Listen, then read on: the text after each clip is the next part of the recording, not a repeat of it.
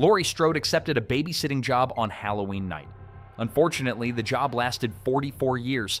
Most babysitting jobs involve making popcorn, putting kids to bed, and dealing with sibling arguments. Laurie's job involved being stalked by a masked serial killer who just escaped from a psychiatric hospital, and that was only the beginning.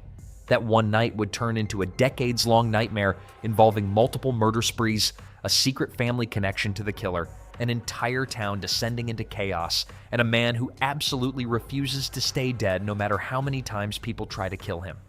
That man, of course, is Michael Myers. Laurie is stalked, attacked, traumatized, forced into hiding, dragged into multiple confrontations, and repeatedly discovers that the masked killer ruining her life is somehow still alive even after being shot, burned, stabbed, beaten, and just about everything else you can imagine. Today, we're breaking down Laurie's entire timeline, from the worst babysitting job in horror history to a 40-year battle with the most persistent horror villain ever created, and explain why Laurie has one of the most unfortunate lives in all of horror. When you look at everything she's been through, you realize something. It really, really sucks to be born as Laurie Strode. The worst babysitting job ever. On October 31st, 1978, Laurie is just a normal high school student living in the quiet suburban town of Haddonfield, Illinois. She's responsible, a little shy, and as far from a horror movie protagonist as you can imagine. On Halloween night, her biggest concern is a babysitting job, watching a kid named Tommy Doyle while her friends head off to a party. Across town, something much worse is happening. A patient named Michael Myers escaped from Smith's Grove Sanitarium after spending 15 years locked away for murdering his sister as a child. His psychiatrist, Dr. Loomis, immediately realizes the danger and races to Haddonfield to warn the police that Myers has returned home. By the time anyone realizes what's happening, Michael has already started stalking Laurie. Throughout the day, she catches glimpses of a man in a white mask standing silently in the distance. He appears behind hedges, near parked cars, and across the street from her school, always watching and disappearing before anyone else notices. Laurie assumes it's someone playing a Halloween prank, but it isn't. That night, while Laurie babysits Tommy, Michael begins murdering the people around her. Her friends Annie and Linda are killed one by one, leaving Laurie completely alone in the house with a killer who's been planning this night for years. What follows is one of the most iconic chase sequences in horror history. Laurie fights back with whatever she can find, a knitting needle, a coat hanger, and sheer determination, managing to slow Michael down long enough for Dr. Loomis to arrive. Loomis shoots Michael 6 times, sending him crashing off a second-story balcony. This should have ended the nightmare, except when Loomis looks over the railing to confirm the kill, Michael's body is gone. The Hospital Massacre. After the chaos of Halloween night, Laurie is rushed to Haddonfield Memorial Hospital, injured but alive. The police believe the nightmare is finally over because Michael was shot 6 times and fell off a balcony. For most people, that would be the end of the story. However, Michael Myers is not most people. Not long after Laurie arrives at the hospital, Michael shows up and begins hunting her again. One by one, the hospital staff become victims as he slowly moves through the building, working his way toward the one person who managed to survive him earlier that night. Meanwhile, Dr. Loomis uncovers something disturbing. Through old records, he discovers a secret that had been hidden for years. Laurie isn't just a random target, she's Michael Myers' sister. If being hunted by a masked serial killer wasn't already bad enough, finding out that the killer is your brother definitely makes your life suck a little more. The film builds toward a confrontation inside the hospital operating room. Laurie manages to shoot Michael in both eyes, temporarily blinding him, while Dr. Loomis empties his revolver into him before triggering a massive explosion that engulfs the room in flames. Killing your brother, probably. After the hospital explosion, the world believes Michael is finally dead. But just to be safe, Laurie decides not to take any chances. She fakes her death and disappears completely by adopting a new identity as Carrie Tate and becoming the headmistress of a private school in California. She spends the next 2 decades building a new life with her son, John, while struggling with alcohol and the trauma of what happened in Haddonfield, which is another reason it sucks to be Laurie Strode. Most people deal with trauma by going to therapy. Laurie had to fake her own death, change her entire identity, move across the country, and live under constant paranoia that the masked killer who tried to murder her might somehow come back. For 20 years, it seems like Laurie might finally be safe. Then, Michael finds her again. On Halloween night, Michael tracks down Laurie at the secluded boarding school. What follows is another deadly confrontation as Michael begins hunting Laurie, John, and the remaining students inside the campus grounds. But this time, Laurie isn't the same terrified teenager she was in 1978. She's been preparing for this moment for 20 years. Instead of running away, Laurie decides to finish things herself. Her and Michael finally confront each other in a brutal showdown that ends with Laurie gaining the upper hand, pinning Michael down, and swinging an axe straight through his neck. Michael Myers is decapitated, which feels like a pretty definitive way to end a decades-long family dispute. Michael ruins everything again. After confronting Michael and decapitating him, it seems like Laurie has finally won. However, Halloween. Resurrection opens with a reveal that might be one of the most frustrating twists in horror history. It turns out Michael survived by switching clothes with the paramedic, which means the person Laurie decapitated wasn't Michael Myers. Instead of escaping the nightmare, Laurie spends the next few years institutionalized after living with the crushing guilt of believing she killed the wrong man while Michael Myers is still alive somewhere out there. The nurses explain that she hasn't spoken in years, completely consumed by the trauma of everything that happened. This is yet another reason why it sucks to be Laurie Strode. Not only did she spend decades being hunted by her brother, but after finally thinking she ended it, she now must live with the guilt of killing an innocent man. Michael tracks her down inside the institution, leading to one final confrontation. Laurie briefly thinks she has the upper hand, but Michael grabs her and throws her off the roof of the building. After surviving multiple murder sprees, faking her death, and spending 20 years hiding from her brother, Laurie dies in the opening scene. The story only gets worse from here because the rest of the film revolves around a group of college students participating in an internet reality show where they spend the night inside Myers' childhood home while everything is streamed online.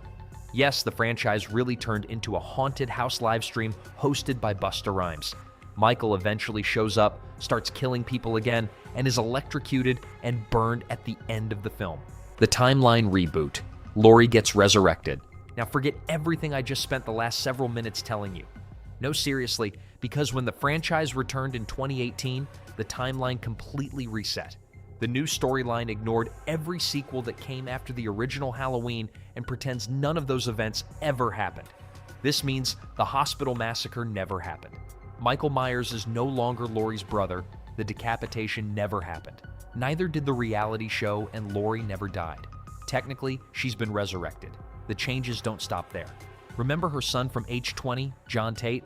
Yeah, he doesn't exist anymore either. Laurie's life has now become so confusing that even her own family history changes depending on which timeline you're watching. Which, if you're keeping track, is yet another reason why it sucks to be Laurie Strode. But even with the timeline reboot, one thing remains exactly the same. Michael Myers is still alive, and he's coming back to Haddonfield. 40 years of paranoia. 40 years after Halloween night in 1978, Laurie Strode is no longer the quiet, shy babysitter we met in Haddonfield. She has spent decades preparing for the day Michael Myers might come back. She now lives in a heavily fortified house in the woods that's basically half home, half survival bunker. The place is filled with hidden weapons, reinforced doors, and elaborate security systems designed specifically for one purpose: stopping Michael Myers if he ever returns. Most people spend 40 years building careers, raising families, and planning for retirement. Laurie spent 40 years preparing for a rematch with a serial killer. That kind of paranoia hasn't exactly been great for her family life. Laurie has a daughter, Karen, and a granddaughter, Allison, but Laurie's obsession with preparing for Michael's return pushed Karen away. Karen grew up in a survivalist household filled with weapons and combat training, eventually being taken away by Child Protective Services. So now Laurie's decades of trauma have turned into something even worse. Generational trauma, her relationship with her daughter is strained, her granddaughter barely knows her, and the entire family has spent years dealing with the fallout of Laurie preparing for a threat that most people think will never happen.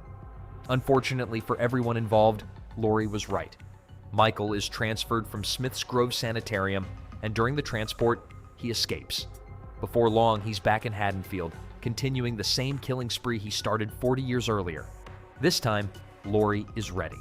When Michael arrives at her compound, Laurie turns the entire house into a trap, locking him inside and setting the building on fire in an attempt to finally destroy him once and for all. The town of Haddonfield loses its mind. After Laurie's attempt to burn him alive, it briefly seems like Michael Myers might finally be gone. Unfortunately, the fire department shows up, and in one of the most unfortunate situations imaginable, they accidentally rescue him. Michael kills the entire crew and immediately continues his killing spree across Haddonfield, proving once again that setting him on fire apparently isn't enough to stop him. Meanwhile, Laurie spends most of the movie recovering in the hospital from the injuries she suffered. Even from a hospital bed, the chaos unfolding across Haddonfield makes one thing very clear. Laurie's nightmare is no longer just her problem.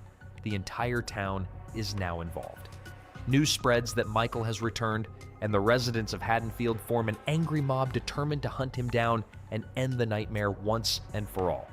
Dozens of people arm themselves and head into the streets looking for Michael. This sounds like a pretty good plan in theory, but in practice, it goes very badly. Michael is eventually surrounded by the mob and attacked by what is essentially an entire town of people trying to beat him to death.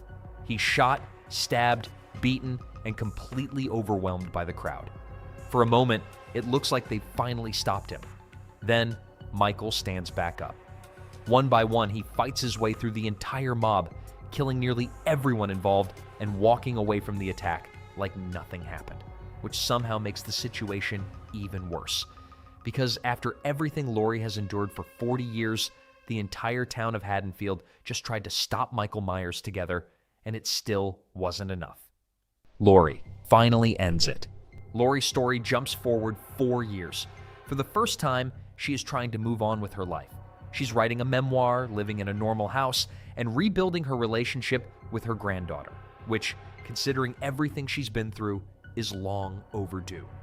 Unfortunately, Haddonfield still hasn't fully recovered from Michael's last rampage. The town is haunted by the trauma of everything that happened, and a new troubled young man named Corey Cunningham becomes entangled in the lingering fear and paranoia surrounding Michael. At one point, Corey even encounters Michael hiding in the sewers beneath the town. Yes, after surviving an angry mob, Michael has apparently been living underground like a Halloween-themed ninja turtle. Eventually, the story builds toward the final confrontation everyone has been waiting for. Michael returns to Laurie's house, and the two enemies who have been connected for over 40 years finally face each other one last time. This time, Laurie refuses to run, refuses to hide, and refuses to let the nightmare continue. In a brutal fight inside her kitchen, Laurie manages to overpower Michael, pin him down, and slit his throat and wrists to make sure he can't get back up again. After everything that's happened over the past 4 decades, Laurie decides not to take any chances. Instead of simply leaving the body behind, the town of Haddonfield forms a procession and brings Michael's body to a scrapyard where he is fed into an industrial shredder. This is about as definitive an ending as you can possibly give a slasher villain. Why it really sucks to be Laurie Strode. When you step back and look at the full timeline of Laurie's life, the conclusion becomes obvious. It really sucks to be Laurie Strode. Her nightmare began with what should have been a simple babysitting job. Instead, it turned into a 40-year battle with one of the most persistent killers in horror history.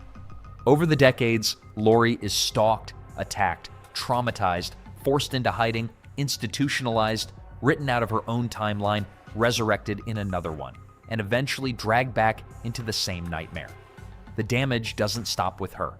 Her trauma spreads into the next generation, straining her relationship with her daughter and granddaughter, while the entire town of Haddonfield becomes trapped in the fear that Myers might return. Compared to other horror survivors, Laurie's situation is honestly ridiculous. Characters like Sidney Prescott and Nancy Thompson have faced terrifying villains, but Laurie has spent over 40 years dealing with the same unstoppable killer who refuses to die, no matter how many times people shoot him, stab him, burn him, or throw him into an industrial shredder. While Laurie might be one of the toughest final girls in history, she might also have one of the most exhausting lives ever. When you look at everything she's endured, The conclusion is obvious. It really, really sucks to be born as Laurie Strode. At this point, she probably just leaves town every October 31st. If you enjoyed this breakdown, make sure to like the video, subscribe to Shriek Geek, and let me know in the comments, who do you think is the unluckiest horror character ever? Thanks for watching, and I'll see you in the next one.